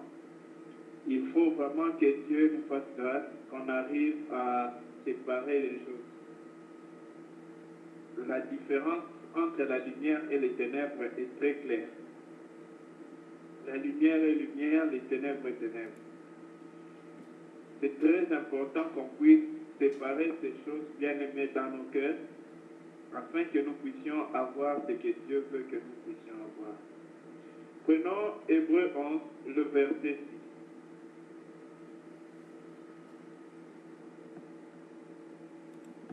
La Bible déclare ceci. Or, sans la foi, il est impossible d'être agréable, de lui être agréable. Donc, si quelqu'un n'a pas la foi, il ne peut pas être agréé par Dieu. Car il faut que celui qui s'approche de Dieu croie que Dieu existe. Celui qui s'approche de Dieu, c'est celui qui prie. C'est par la prière, par la méditation qu'on s'approche de Dieu. Que celui qui s'approche de Dieu croit que Dieu existe, qu'il ait la foi que Dieu existe, et que ce Dieu qui existe là, c'est lui le rémunérateur de ceux qui le cherchent lui. Sans la foi, si quelqu'un n'a pas la foi, il est impossible pour celui-là d'être agréable à Dieu. Or, Dieu, quand il exauce, il plaît. Il n'exauce pas la chose que l'homme demande, il exauce l'homme qui demande. Dieu a pris plaisir à trouver agréable Abel et il a agréé le point d'Abel. Dieu a trouvé Caïn désagréable et il n'a pas agréé l'offrande d'Abel. Lorsque nous prions, frères bien-aimés dans le Seigneur, ce que nous prions n'est pas nécessairement ce qui convient à Dieu de nous. Si le bien-aimé dit ainsi, frère, n'allons pas très loin pour voir cela. 2 Corinthiens 12, verset 9. Commençons au verset 7. Voici quelqu'un en qui la foi ne peut en aucun cas trouver de doute aujourd'hui. On ne peut pas douter de la foi de l'apôtre Paul, mais écoutons ce qu'il a fait par la foi.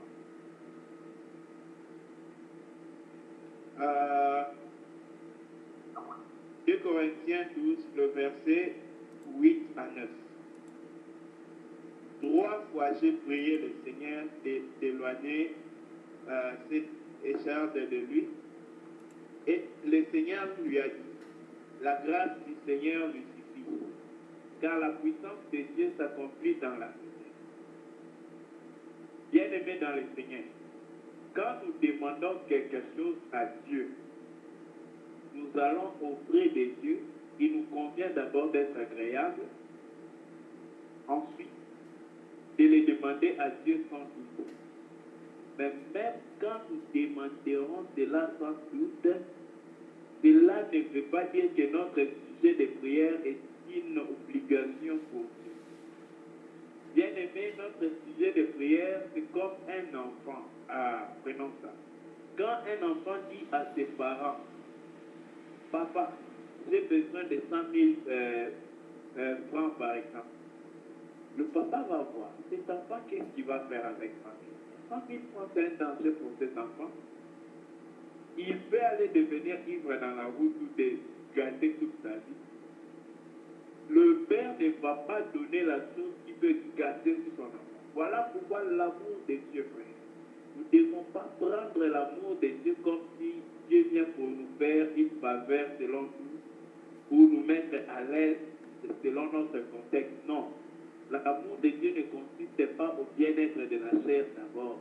L'amour de Dieu consiste à un bienfait, à un bien-être éternel pour l'éternité. Tout ce qui consiste ou qui contribue dans l'éternité, la vie éternelle d'une personne, c'est ce que l'amour de Dieu donne à la personne. Il faut que tu aies un habit pour que tu puisses marcher sur la terre pas nue. L'amour de Dieu va te donner la vie. Ou pas à cause de ton corps, mais à cause de l'éternité que tu dois porter. Bien-aimé dans le Seigneur, ainsi donc, Dieu n'exauce pas ce que nous demandons, mais Dieu exauce Jésus-Christ en nous. Tout ce que nous demandons par Jésus, au nom de Jésus, Dieu le dit. C'est-à-dire, si Jésus peut, dans notre même circonstance, demander la chose, Dieu va le faire.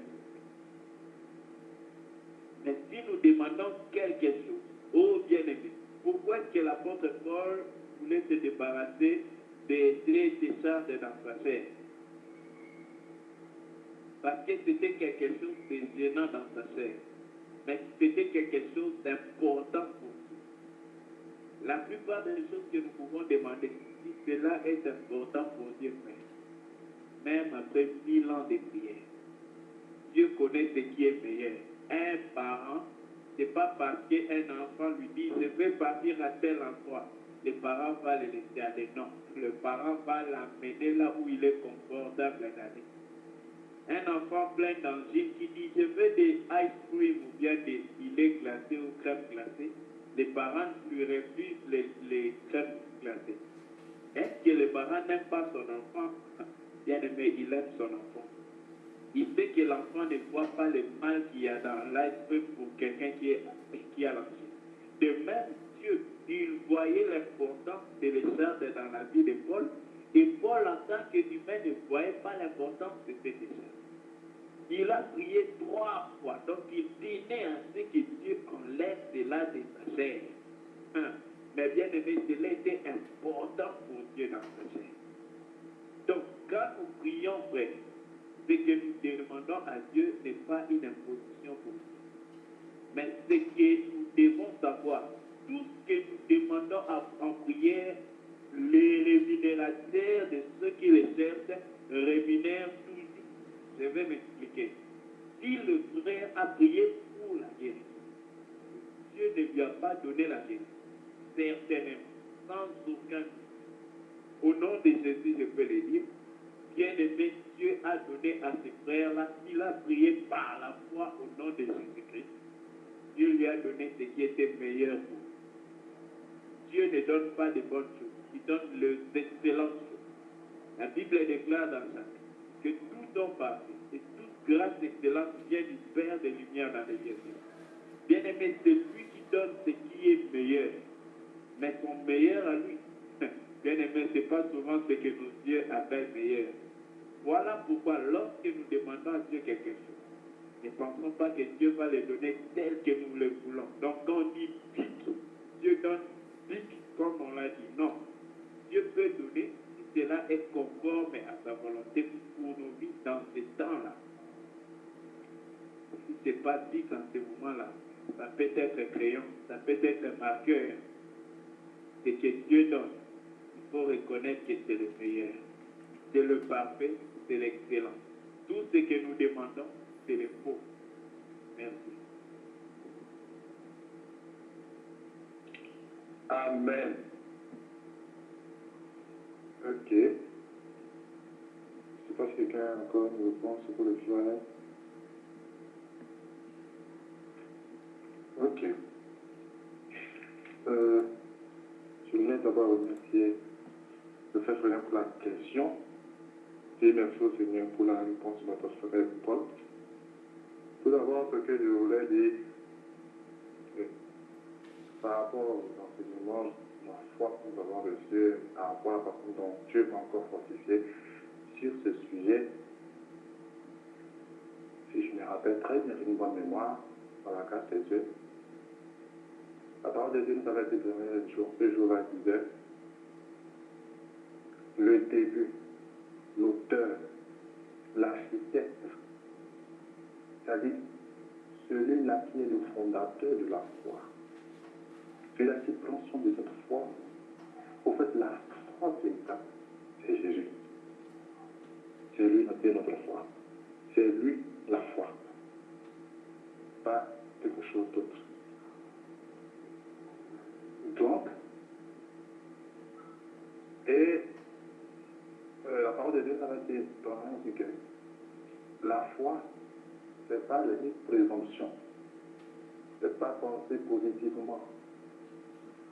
Ce n'est pas penser que j'aurai une voiture et puis j'aurai la voiture. Non, non, non. C'est pas ça. En ce jour, je me rappelle aussi que le frère Paul avait dit une question. Après, il devait parler de quelque chose.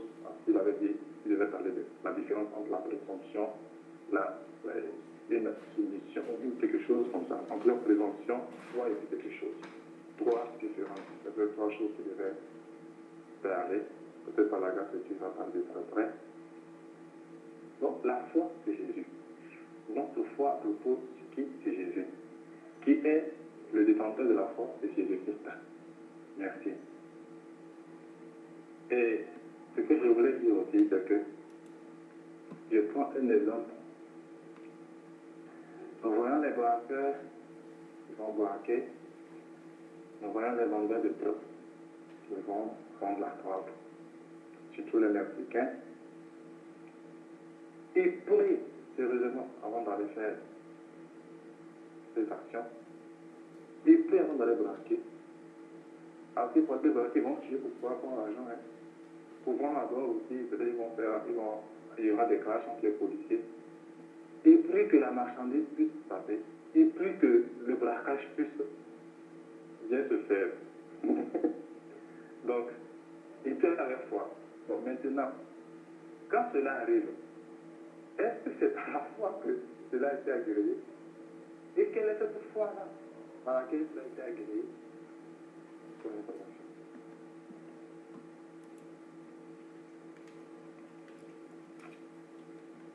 Je prends aussi encore un autre exemple. Un exemple ici. Et c'est un exemple qui me fortifie jusqu'alors. Ça s'est passé ici. Il y a un frère qui souffrait malade, très malade. Frère et sœur, a prié sérieusement pour ce frère. N'avons-nous pas la foi? Si. On a prié avec foi, de tout notre cœur, avec foi. Mais le frère est décédé. Il n'a pas été guéri. Il y avait une autre sœur. On a prié avec cette sœur qui était malade ici. Très malade. On a prié de tout cœur, avec foi, pour qu'elle guérisse. Elle est décédée. Est-ce que nous n'avons pas la foi pour prier? Si, on a prié avec foi. Mais, je veux seulement lire quelque chose dans Hébreux 11. C'est dans Hébreux 11, 13. C'est dans la foi qu'ils sont tous morts, sans avoir obtenu les choses promises. C'est dans la foi qu'ils sont tous morts, sans avoir obtenu les choses promises. Puis la seconde des choses, c'est dans Éphésiens 3. Il y a un temps pour tout. Et à la fin, la parole de Dieu nous dit que Dieu fait toutes choses bonnes à son temps. Lorsque nous demandons, comme le frère Paul l'a si bien dit, nous ne forçons pas Dieu. Nous ne forçons pas Dieu d'agir. Dieu fait toutes choses bonnes à son temps. Et s'il agit ainsi, c'est ce qui est bon pour nous, c'est ce qui est bien. Donc, si la foi de Jésus-Christ, si notre foi repose sur Jésus-Christ, c'est que nous devons avoir cette mesure de pouvoir accepter la volonté de Dieu qui doit se faire par la foi. Et être content là-dessus. Content de ce que Dieu nous donne. Car c'est ce qui est bon et parfait. Dieu nous donne ce qui est bien, bon pour nous.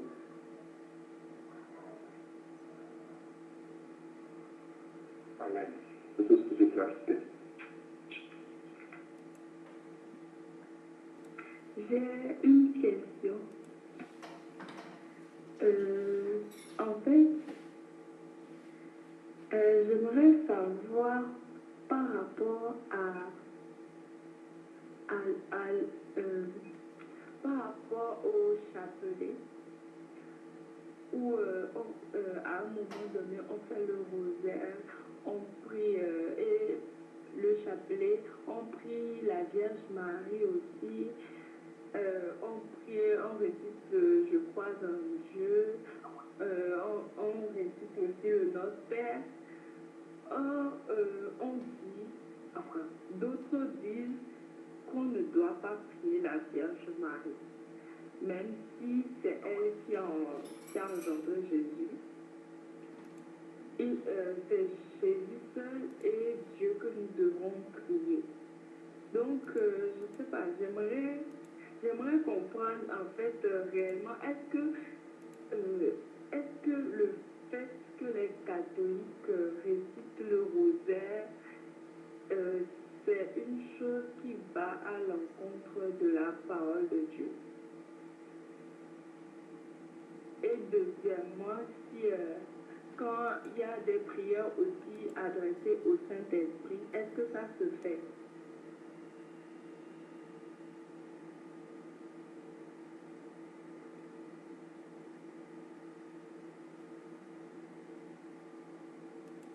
Shalom bien-aimé. Oui, nous rendons grâce à Dieu pour ce merveilleux message que nous avons écouté ce soir. Et bénissons le Seigneur pour ces questions qui sont une grande bénédiction pour nous. Bon, je vais essayer de répondre à la question la première question de la sœur Carmen. On va prendre 1 Timothée chapitre 2 et nous allons lire le verset 5. Il est écrit: car il y a un seul Dieu et aussi un seul médiateur entre Dieu et les hommes, Jésus-Christ, homme. Bon, le monde spirituel est très vaste. On peut dire que, selon la Bible, dans le monde spirituel, il y a 2 lieux. Il y a le royaume de la lumière et le royaume des ténèbres. Selon Colossiens chapitre 1, le verset 13, 12 à 13, je vais lire Colossiens chapitre 1, 12 à 13, il est écrit: rendez grâce au Père qui vous a rendu capable d'avoir part à l'héritage des saints et des saints dans la lumière, qui vous a délivré de la puissance des ténèbres et nous a transférés dans le royaume du Fils de son amour. Donc, bien-aimés dans le Seigneur, lorsque nous prions, nos prières s'élèvent vers le monde spirituel. Mais dans ces 2 mondes-là, les prières peuvent monter soit vers Dieu, ou soit vers, on dirait, vers le diable. Et quelquefois, les gens aussi obtiennent des réponses. Ils reçoivent quelquefois aussi à un certain moment des solutions à leurs problèmes. Mais on doit se poser la question: où est dirigée notre prière? Selon 1 Timothée 2 que nous venons de lire, nous comprenons déjà que si nous voulons utiliser un autre moyen, passer par un autre médiateur, certainement nos prières s'élèvent vers le monde spirituel, mais ça ne va pas vers le Dieu qui a créé les cieux et la terre, ça va vers un autre Dieu. Et par rapport au chapelet, les prières récitées, etc., il y a une chose, je crois que quand on avait parlé de la prière, on avait parlé de ça. La prière, c'est un dialogue. La prière n'est pas une répétition. Donc on parle, on écoute, on parle, on écoute. Et la prière n'est pas un système. Et nous avons aussi appris que nous prions par le Saint-Esprit parce que nous ne savons pas ce qu'il faut dire lorsque nous prions. Donc voilà pourquoi c'est très important, bien-aimés, avant de faire quelque chose, même si c'est quelque chose qui est dit ici, tel que nous prions dans le groupe, nous devons, bien-aimés, vérifier cela. Si ça ne se trouve pas dans la Bible, alors nous n'avons pas raison de prendre ça. La Bible dit que les chrétiens de Bérée avaient des sentiments plus nobles. Ils vérifiaient les Écritures. Ils vérifiaient pour savoir si tout ce qu'on leur disait était juste. Nous croyons à la parole. Nous ne croyons pas à une organisation. Nous ne croyons pas à un homme. Mais nous croyons à la parole. Parce que la Bible dit que c'est la parole qui sauve. Au commencement était la parole était avec Dieu, et cette parole était Dieu. Donc, bien-aimés, je n'ai pas vu un endroit où les apôtres ont prié Marie. D'abord, Marie elle-même, elle était dans la chambre haute. On parle de Marie dans les Actes des Apôtres seulement dans Actes chapitre 1. Elle était là-bas, dans la chambre haute. Et dans la chambre haute, elle a reçu le Saint-Esprit comme tous les disciples. Il y a une fête, par exemple, à l'église catholique, l'Ascension de Marie. La Bible ne montre pas un endroit où Marie est montée au ciel comme Jésus. Ça, c'est le 2. Le 3, Marie n'a jamais été adorée, ou encore les disciples n'ont jamais prié en partant, en demandant quelque chose à Dieu en passant par Marie. Je sais que c'est une doctrine qui est très répandue, surtout ici en Inde. J'ai croisé une de mes profs comme ça. Et j'avais du mal à lui expliquer ces choses. Bien qu'elle avait compris, mais c'est comme si c'était des forteresses terribles. Quand j'ai parlé avec ma prof, elle m'a fait comprendre que, en réalité, Marie est plus que Jésus parce que c'est Marie qui a mis Jésus au monde. Donc, au lieu de passer par Marie, on doit passer par Jésus. Et bien aimé, je vous dis, ils ont des versets, hein, ils ont pris dans Jean chapitre 2. Lorsque Marie a dit à Jésus, ils n'ont plus de vin. C'est-à-dire qu'on a fait de ça une prière. Donc à chaque fois qu'on a besoin de quelque chose, pour que le Seigneur nous écoute, il faut demander par Marie. Et on a fait par exemple la rencontre de l'ange Gabriel avec Marie, toute une prière. La prière de Je vous salue Marie. Donc bien aimé, il y a beaucoup de choses en tout cas, beaucoup de choses. Non pas seulement l'Église catholique, dans le monde religieux, il y a beaucoup de choses. Faisons très très très attention. On peut nous mettre en contact avec des démons sans qu'on ne le sache. Entre parenthèses, la Marie qui est priée aujourd'hui dans les églises, ce n'est pas la mère de Jésus. C'est une déesse qu'on a commencé à vénérer depuis même avant que Jésus ne vienne sur terre, mais qui a été simplement transformée, introduite dans l'église. Je crois que c'est en l'an 300 avec Constantin, qui voulait joindre l'église avec la politique. Et comme il avait été vainqueur par le Dieu des chrétiens, alors c'est comme ça que on a essayé de mélanger la religion romaine et également le christianisme. Et c'est comme ça que ces choses ont pénétré l'église. Il y a beaucoup de choses, par exemple comme la Noël. Les apôtres n'ont jamais célébré la Noël. Bon, je ne vais pas rentrer dans ça, je vais donner l'occasion aux bien-aimés de s'exprimer pour le sujet. Désolé encore de prendre beaucoup de minutes.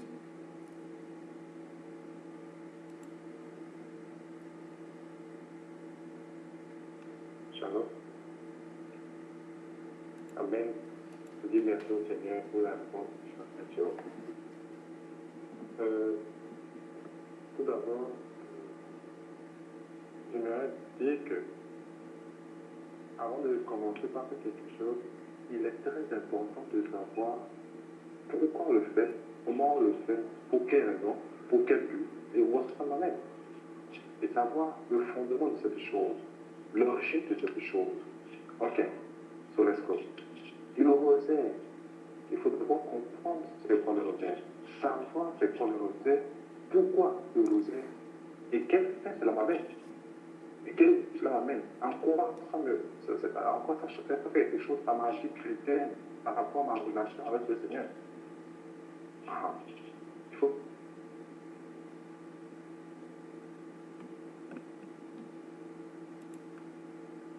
Là.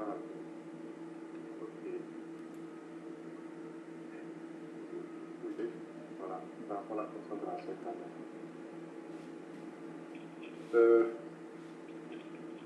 Je suis en train de dire d'abord, merci pour la réponse du frère Théo, par rapport surtout à 1 Timothée 2, verset 5. Et j'étais en train de dire que avant de faire quelque chose, il faut savoir pourquoi on fait cette chose-là. Il faut comprendre le pourquoi, l'origine, le début. C'est ça commencer par et pourquoi c'est ainsi. Ok, le rosaire, c'est un tout. Le rosaire, qui l'a initié, pas comme si, même dans la loi, il y a le rosaire. Dans la loi, pas vraiment quelque part parlant du rosaire. Dans la loi, on ne voit pas quelque part parlant du chapelet. Même dans l'Ancien Testament, en tout cas, je n'ai pas encore vu. Si. Allô? Allô? Ok, vous m'entendez? Vous m'entendez? Oui, on t'entend. Ok. D'accord, merci beaucoup. Ok, j'étais en train de dire, il faut qu'on connaisse l'origine du rosaire. Et pourquoi le rosaire? Je suis en train de dire aussi que, même dans l'Ancien Testament, dans l'Ancienne Alliance aussi, il n'y a pas quelque part où on parle du rosaire.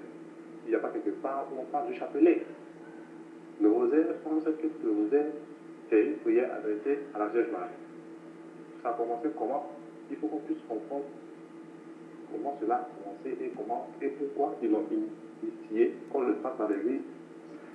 On a mené un feu étranger dans l'église parce que même dans l'Ancien Testament, dans la loi, il n'y avait pas ces choses. Si on dit qu'on suit la loi, ou bien l'Ancien Testament, on pouvait comprendre.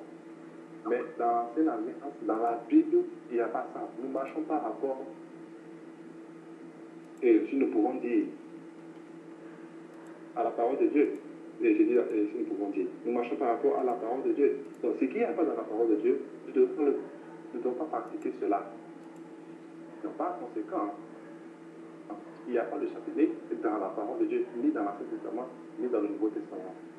Une chose absurde pour moi, c'est que j'ai poussé ma curiosité par rapport au chapelet et j'ai remarqué que le chapelet qu'on récite, qu'on fait, les musulmans le font avec le même chapelet. Ils ont aussi un chapelet qui récite aussi. Les hindous ici le font, ils ont le même chapelet, ils le récitent aussi. Les bouddhistes, ils ont le même chapelet, ils le récitent aussi. Mais finalement, en fait, je me pose cette question, il y a un point d'interrogation. Il y a un point d'interrogation.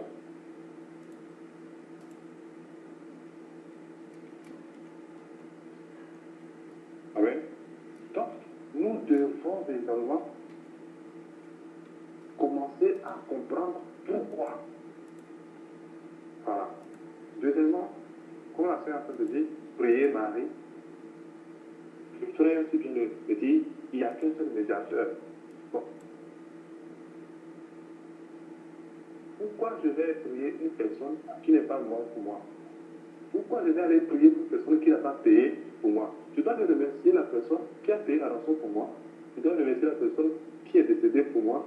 Je remercier la personne qui a tout fait pour moi. Pas une personne qui n'est pas décédée pour moi et qui n'est pas morte et ressuscitée pour moi, excusez-moi. C'est pas ce qu'on comprend. Alors, la prière nous racontons aussi que dans la Bible, la prière de Marie, c'était qu'une salutation d'Élisabeth lorsqu'elle a vu Marie. C'est juste une salutation. Et aujourd'hui, on l'a transformé en prière. Donc, pourquoi on l'a transformé en prière? Si une personne a prié, c'est elle qui a prié. C'est parce que la prière, c'est une personne qui fait notre prière. Nous sommes différents. C'est-à-dire, la prière, c'est une communion entre nous et Dieu, entre le Père et nous. Comme le frère l'a dit, on parle et il parle et nous écoutons. Arrête. Donc, nous sommes récités, parce que c'est la récitation, ça devient une récitation. Comme je prends la prière par exemple, du frère Emmanuel qui l'a copié, et moi je ne commence pas à réciter. Et je mettrai foi en cette chose-là. Non, certainement pas. Dieu veut écouter des choses qui viennent du plus profond de mon cœur, des choses qui viennent du plus profond de mon âme. Voilà. Donc, la salutation ne doit pas devenir une prière. Et la sœur est en train de parler par rapport à la prière au sein. Si je ne me trompe pas, si on peut prier au sein, c'est ça? Oui, au Saint-Esprit. Au Saint-Esprit seulement, je pense pas que c'est au sein. Non, au Saint-Esprit. Oh, en fait, parfois, il y a des prières qu'on fait à l'église où c'est par rapport au Saint-Esprit. On demande, voilà, c'est comme si en fait on adressait la prière au Saint-Esprit.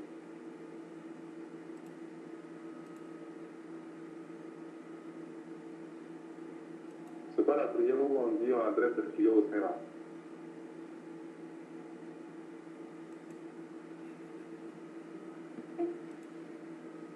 Dieu va être en train de le dire, peut-être que par la grâce de Dieu, un jour, Dieu va faire comme bien détaillé sur ça, pour savoir pourquoi le rosaire, comment le rosaire est venu, et entrer dans l'église. De tout cela a commencé, il faut savoir où est-ce que ça a commencé. Si on veut commencer maintenant, on va pas dormir tout à l'heure. Que Dieu nous bénisse tous. Amen.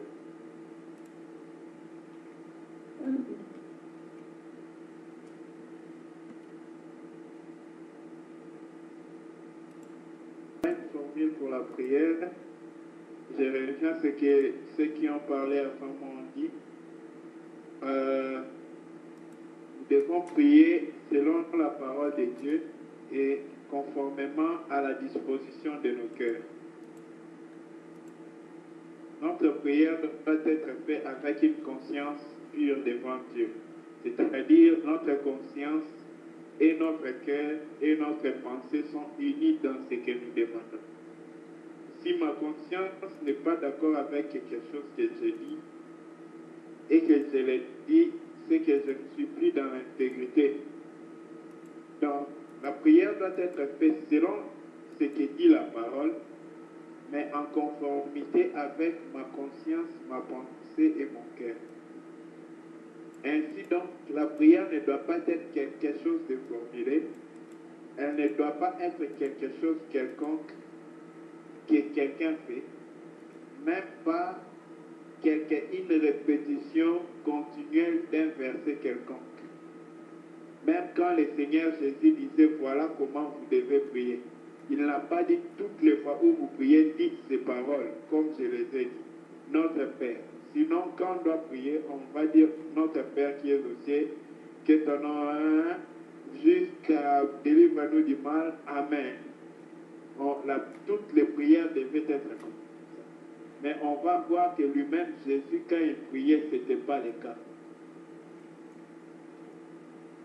Il n'a pas dit ça toutes les fois comme ça. Il a prié pour bénir les pains, on sait comment il a prié. Dans Jean 17, il a prié pour que le Père nous épargne de la vie. On a vu comment il a prié.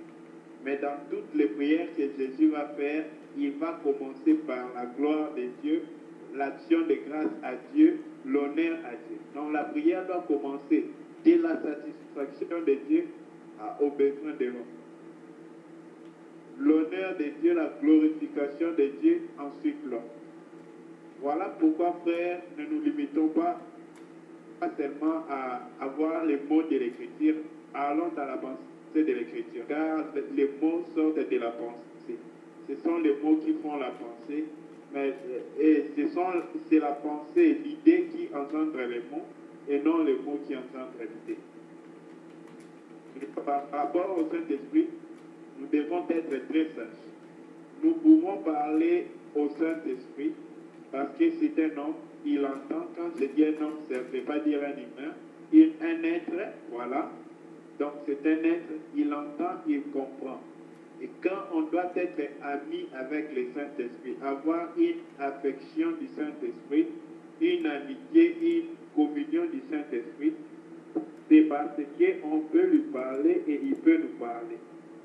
Mais dans la même allure, frère, la Bible qui connaît le Saint-Esprit, Dieu qui connaît le Saint-Esprit, frère, il nous dit de demander au Père et de demander à Jésus.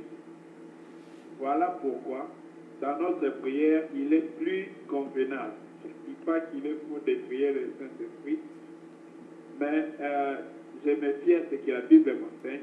Il est plus convenable de demander au Père et de demander au Seigneur Jésus. Ce que les versets de la Bible m'ont instruit, et ce n'est pas autre chose que je peux ajouter à cela. Merci.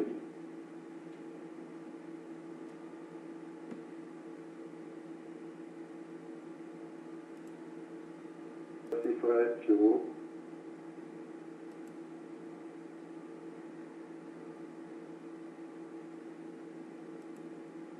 Nous nous écoutons.